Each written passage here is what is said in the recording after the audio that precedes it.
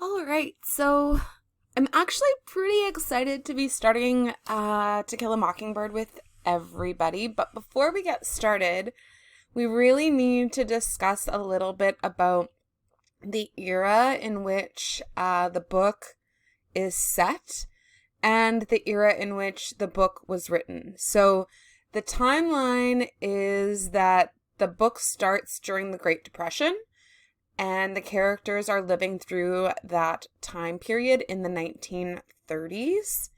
Now, the book itself, Harper Lee wrote it in the 1960s, and both time periods really are important historically because of what was happening in the United States with the civil rights movement in the 60s, because that is the backdrop to which she was writing basically a commentary about society in the United States and the way that African Americans lived in the 1930s and then in the 1960s, and the goal to change that with the civil rights movement. So the Great Depression is a time period in which there was a huge economic, environmental, and social depression. So it begins basically with a very drastic downturn in the economy that affected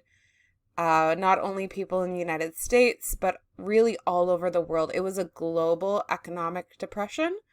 So it began in 1929 and ended in 1939 with the start of the Second World War. So in 1929, October 29th is considered Black Tuesday, when Wall Street in New York, the stock market took a plummet. And there are many reasons why. If you take History 20, why this happened, a lot of people say that it was because of basically banks allowing people to invest in the stock market when they essentially had no funds to do so, basically on credit.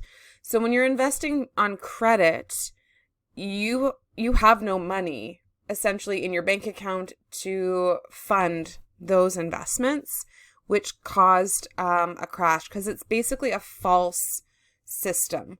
So a lot of people lost a lot of money when the stock market crashed because basically they were investing nothing. They didn't have the funds to actually invest. There's also a lot of theories as to that grain prices also affected this crash, in that a lot of people were or that there was a inflation happening when there's too much product on the market, too much grain on the market. A lot of countries were really industrializing and they were producing too much, and the economy just you couldn't sell as much as people were producing. So that is considered a factor too, and we will talk about the economic and environmental effects that the crash had on farms too. So this is Black Tuesday. Here are some headlines. Wall Street crash. Really, this is what kind of begins the process to the Great Depression, or what started it. And it's global. It's not just because this is the London Herald, so this is a paper from England and the United States as well, in New York. So it was like an avalanche. It was really bad. It grew a lot worse and it kept getting worse, and snowballed, really. Wheat was being overproduced. The markets were flooded in the late 1920s, and wheat was at 50 or 30 cents a bushel. Wages declined, manufacturing and production was down, and prices went down for goods. So people basically couldn't afford to buy things, so there was no reason to have a lot of manufacturing or production. So as those industries started to slow down, wages either declined or you found yourself out of work. So these are just pictures. Why can't you give my dad a job? And then a lot of people lining up for, we'll see here too, food banks and lunch counters and things like that. The social consequences really cannot underestimate that what this did to a generation of Canadians and Americans everywhere, really. I mean, my grandma grew up in this time and she vividly remembers as a young girl what they had to do, that they were rationed on sugar and flour and other things. So don't underestimate what this did. This is a generation that really did not trust banks anymore because a lot of the banks failed at this time because of the stock market crash. A lot of them really know how to pinch their pennies. They save. They do not over purchase. They kind of limit themselves because they are still maybe subconsciously or because of that mentality just using what you need, conserving things, saving things. Yeah. So this is a soup line for the unemployed, wanting decent jobs. So really, just because unemployment was so high, people just wanted to work. They didn't want to be, and you have to understand, this is not really a period in which government was also giving out a lot of money. If you were unemployed, you had no money. There was nothing that you could do. You were at the mercy of people who would be generous to you. Your church, if they could help you purchase food. Really tough times fell on a lot of people, and they did not want to accept a handout. They wanted to work. They didn't want to be a burden. So social consequences, poverty, unemployment, couldn't properly feed and clothe family. Not about having less material goods. So a lot of people did without. But the most important thing, and I want to emphasize this too, is that you've heard the phrase like the roaring 20s. There was a lot of expectation that things would keep getting better. I mean, the stock market was going really well. After World War I, there was this idea that, the war is over and things are just going to keep getting better and better and better for us. And when the 1929 crash hit, these fulfilled expectations really had a lot of psychological impact. People didn't think that things were always going to be great. And then you have to also realize that the only reason why this economic depression ends is the start of the Second World War. So not only are you going through a depression, but now you also have to enter into a war to get out of this depression. So for them, a lot of people, this expectation that things could only get better or go up really did not happen. And there was a lot of psychological impacts because of that. They weren't able to also have a better life for themselves or their children. That was also the goal. You hope that you can provide for your kids a better life than you do for yourself. And not having the money to do that, and not having a job, and then having to go off to war in 1939, really, they felt like they were given maybe the raw deal, or that life was tough. Life was rough and hard and difficult.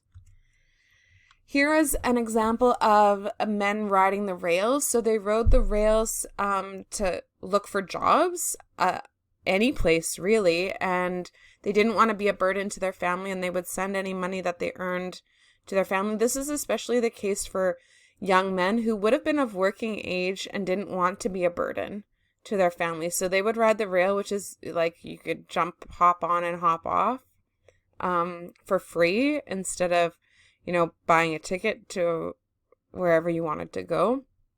My grandma always told stories about her dad and her mom lived actually near a rail line, and they would see people on top of the rail cars, and they honestly thought that they would get broken into or that their cattle or livestock would get stolen. But people, she said, wouldn't do that. They knew that everybody was, in tough times, and they would never ever take advantage. She says she remembers often some of them would ask for, a couple eggs or a pound of butter or a glass of milk or something like that. And Her dad, who was a very generous man, would often give them things and probably would have given him the shirt off his back. But really, she remembers this time. She remembers seeing things like this. So that I always thought was interesting. Now, children of the Great Depression really grew up realizing that they had to save, they had to conserve. A lot of them hungry. A lot of them would try and contribute to the family to make sure that they wouldn't be a burden. Many of them also worked. This is kind of a factory setting in which an employer could basically pay a child less to work, but in exchange for no income at all, a lot of families would have their young kids go to a factory to work for a little wage when they couldn't possibly be hired because the factory didn't want to hire adults who would have to be paid more. Now, this is the drought. Dust Bowl is a term used throughout the 1930s in America, and Kansas, thousands of cattle choked to death because of the dust. They were called black blizzards. Dust from the crops would basically produce an environmental disaster. You are taking dirt and good topsoil and basically it's going in the air and it's being deposited somewhere else. The cause of this, a lot of them believe, was bad practices. So, tilling the ground, not letting it rest, or not crop rotating in the way that it should have, plus the lack of moisture, so not raining also contributed to this. So this is something, some pictures of what it looked like, these dust storms. And here is things just basically being buried, like cars. You can see here wagons and things like that just being basically buried by the dust. Now, they also... Hang on one sec.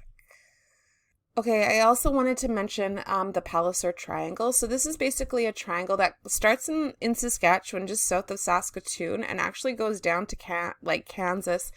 And when they did the original land surveying, they determined that a lot of these areas were very susceptible to being an area of drought. So this just confirmed it when in the 1930s, now we're seeing, dust bowls and severe droughts happening in these areas. So yeah, this is very interesting picture here. So Hoovervilles or shanty towns, this is just in the United States near New York. A lot of people lost their homes, so they built basically little shanty towns outside the city, and that's where they lived for, a lot of the 1930s until government assistance started to revive the economy a little bit. But again, it wouldn't be until the or World War II until the Depression basically ended. Jim Crow laws, there's another video I'm going to link to this that really explain this very well. So basically, Jim Crow laws during the 1930s were especially noticeable and enforced. That it states basically that whites were superior to blacks in all ways. Whites and blacks, the breeding of, you could not have a mixed race couple. Violence was accepted to keep African American people in check. And an African American male basically couldn't shake hands with a white male, couldn't talk to white females. And there's a lot of songs and lots of cultural references to Jim Crow and the laws that we see in America during this time. So African Americans were definitely in Canada and Canadian Americans Canadian African people and American African people were really the lowest rung. They could not find jobs. It was almost impossible. 50 to 70% unemployment rates. Again, just some of these laws, and the other video really goes into a lot more detail with this. And here are some of the signs. economy declined, violence really rose.